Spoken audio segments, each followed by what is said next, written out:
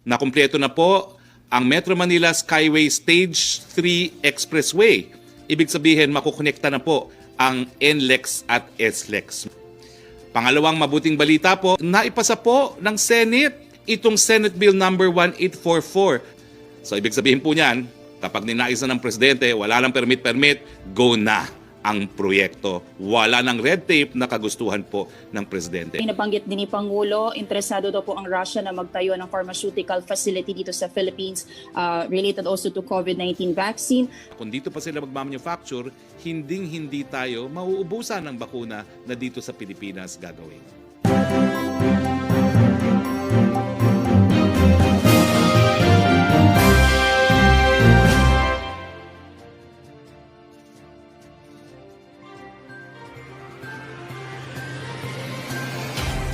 Ay Secretary Mark Villar, nakumpleto na po ang Metro Manila Skyway Stage 3 Expressway.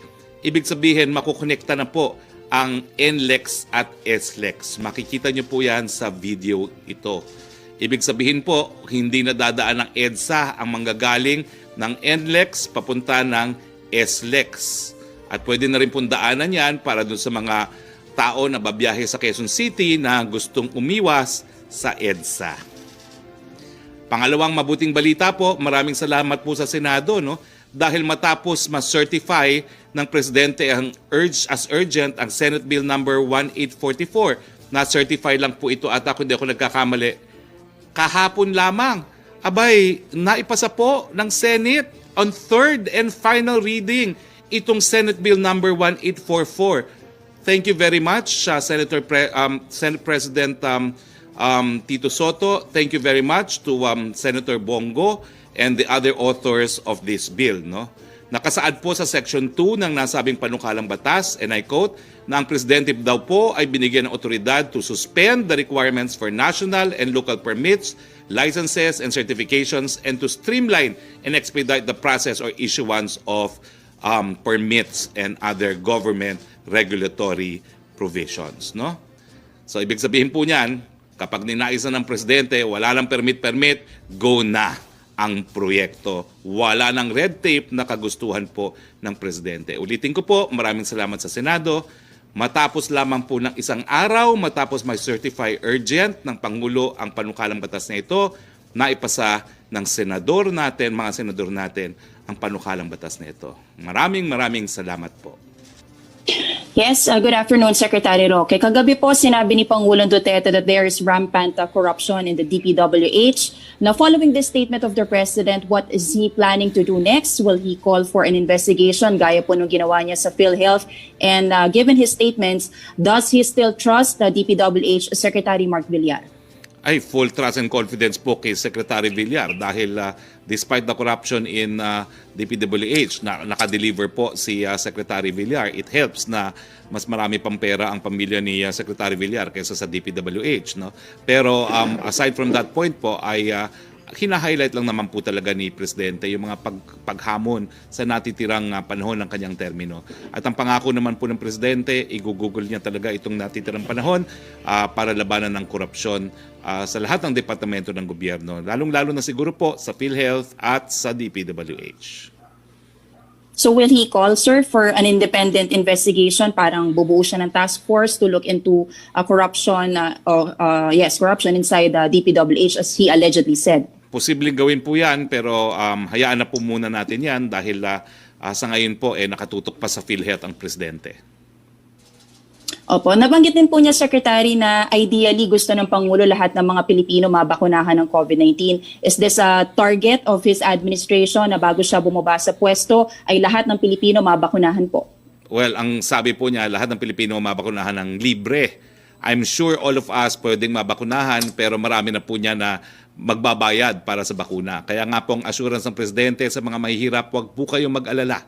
Una po kayo sa prioridad ng ating Pangulo, hindi na kayo kinakailangang magbayad at gagawin niyang lahat para mauna pa kayo sa mayaman na mabakunahan. Pero actually, kung titignan mo naman talaga ang pharmaceutical industry, hindi po mahuhuli mga mayayaman. They can always buy it, no? Dahil meron naman po silang pera to buy it. Hindi naman po ganun kamahal ang estimate natin sa bakuna. Ang estimate po ni Secretary Dominguez, $10 per dose at kinakailangan 2 dosage. So $20 per person. So 20 million initially po ang bibili natin para sa mahihirap at para po sa ating kapulisan at sa ating mga militar and mga frontliners. Related question lang po sa bakuna, Secretary, nabanggit din ni Pangulo, interesado daw po ang Russia na magtayo ng pharmaceutical facility dito sa Philippines, related also to COVID-19 vaccine. How will this affect our choice of vaccines given nga po na hindi lang po tayo sa Russia tumitingin ng possible supply ng bakuna? Alam mo kasi, Joyce, that's a very good news for us kasi nga ang problema ngayon, number one, magkaroon man ng bakuna, ilan ang mabibili natin given na yung mga mayayamang bansa nag-invest na para maging una doon sa bakuna na madedevelop ng mga kumpanya. Ang mga kumpanya na hindi tumanggap ng ganyang arrangements ay ang Russia at ang China kasi hindi naman sila capitalist economies. No? So inaasahan natin na kung dito pa sila magmamanufacture, hindi tayo mauubusan ng bakuna na dito sa Pilipinas gagawin. Thank you, Secretary Roque. Thank you very much. Yusek Roque again, please. Secretary, questions from Virgil Lopez of GMA News Online. President Duterte said yesterday that the government now has the funds to buy COVID-19 vaccines and that he wants all Filipinos vaccinated. How much money has been set aside for vaccines? May we also know the source of funds? Okay, do the math po, no? Kasi I'm bad in math. It's 40 million doses, no, not pala dosage. 40 million doses at $10 each. So, magkano ba yun? Yun po, no? At matagal na po natin naayos yung ating funding scheme. Habang wala pa pong pangtaunang budget for 2021, uutangin po natin yan sa Land Bank at saka sa DBP at iaangkat ng PITC. Pero pag sipa po ng 2021 at kung maipapasa naman po ang 2021 budget, nakapaloob na po itong halagang ito doon sa budget po na pinropose natin sa Kongreso. Sir, just two statements from the President's address last night. Yung pong sinabi ni Presidente na andyan na yung bakuna. How should we take this? Kasi sabi rin niya na parang wag kayong mag-alala, magka-COVID kayo, don't worry about it. Hindi ba sir ito might lead to a lax attitude on the part of the public na parang okay, nandiyan na daw yung bakuna. Could just give us a parang context and just to measure yung kumbaga manage expectations na pag sinabi ni Presidente nandiyan na yung bakuna, what does it mean? Second, yung pong sinabi ni Secretary Duque that we have potentially herd immunity. Is that true, sir? And is this based on science or based on fact? Well, dun sa sinabi ni Presidente, yan naman po is intended to address yung pandemic fatigue ng ating taong bayan. Alam ko pagod na tayo dito sa pandemyang ito, no? Pero may pag-asa po. Yun ang mensahe ng Presidente. Hindi po ibig sabihin na dapat itigil na ang pagmamask, paghuhugas at pag-iwas. In fact, nagsimula pa lang po yung itong infomercials na ito. Hindi pa po yan bayad ng gobyerno. Nagpapasalamat po kami sa pribadong sektor kasi lahat po yung umi-airing ngayon, lahat ng nakikita nyo sa billboard, lahat ng narinig nyo sa radyo, libre pa po yan. Yung pera po na manggagaling sa kaban ng bayan, hindi pa po makalabas-labas. Talaga pong may red tape at mabuti na lang may bagong batas na ngayon na po pwede nang sabihin ni Presidente, ilabas yung perang yan. No? At baka nga po pag naisa batas ito, baka itong pera para sa infomercial, unang-unang magiging beneficiary ng anti-red tape law dahil talaga naman pong I have personal experience now about red tape. No? So, yun lang po. Ang sinasabi ng Presidente, wag kayong mawala ng pag-asa. At meron na nga pong parating na lunas, pero kinakailangan protektahan pa rin mga sarili dahil baka mamaya hindi niyo abutin yung paglabas ng bakuna. So patuloy po natin ang mask, hugas at iwas. Pagdating po sa second question mo, I'll have to defer to Yusek Vergere because that's a medical issue that I'm not competent to answer. Okay, sir, last na lang, clarification. Anong sinasabi ni Presidente na lunas? At saan to galing, sir? Meron ba siyang information na some vaccines are already in advanced development, that we are going to get it, mga ganun? Alam mo, the President is a voracious news reader. At yung other day naman, I even announced here that a New Yorker magazine already announced that a Chinese company, I think it is CNBG, is about to conclude its stage 3 clinical trials. and is in the process of getting approval from the Chinese FDA, no? So once that happens naman po, mabilis ang proseso kasi yung minsan na nag-guest na po dito yung ating FDA Director General, ang sabi naman niya basta may FDA approval elsewhere, madali na po magkaroon din ng FDA approval dito sa Pilipinas. So although meron pong 3 kumpanya na magte-third phase clinical trial sa Pilipinas, apparently there's one vaccine that is about to conclude its 3rd phase clinical trials, and this is a Chinese vaccine produced by a company called CNBG. Okay, sir. Thank you for your time, Secretary Galvez. Regards, Attorney Delga. Thank you, Joseph. We go back to you, Sec. Roque, please. A question from MJ Blancaflor of Daily Tribune on vaccines. During the president's talk to the nation last night, he said he is seeking additional funds to ensure that the entire Philippine population will be given vaccines since it is the ideal. May we ask if the president wants to make it free for all? Will he source out funds through loans or selling government properties? Let me answer as the author of the Universal Healthcare Law. No? Dapat po malibre yan. Kaya nga lang, di natin masisiguro nga kung may sapat na pondo ang PhilHealth, hindi nga po mabayaran yung PCR test. No? So kaya kailangan maghanda ng karagdagang pondo ang gobyerno na hindi naman gagaling sa PhilHealth. No? Panguna lang naman po yung 20 million doses, 20 million individuals na 40 doses at $10 each. No? Magkano ba yun? Na-compute yun na ba? More than 2 billion pesos. No? So, hindi naman po malaking masyadong halaga in relation to the total national budget of 4.5 trillion. No? Kaya lang po, since we're a nation of 130 million more or less, medyo malaki-laking halaga yon kung 20 million is already 2 billion. So, roughly, we would need around $12 billion kung ililibre natin lahat ang bakuna. No?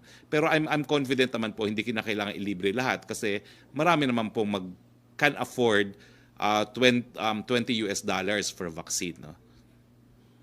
Opo. Second question niya, how will the palace address criticism that the president's vaccine promise is a political placebo? Hindi po. It is based on science.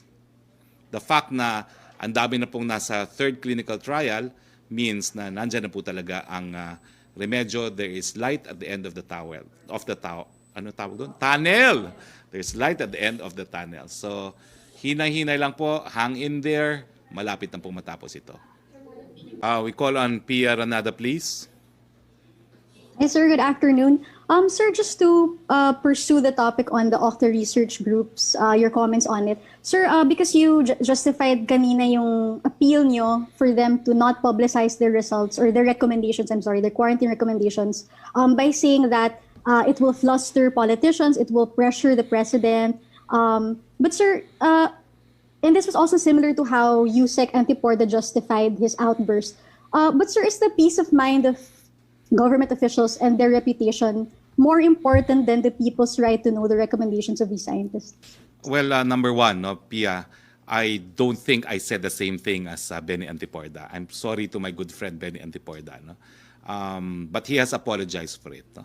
Number two, again, I can only say it's the same reason why IATF does not publicize its recommendations.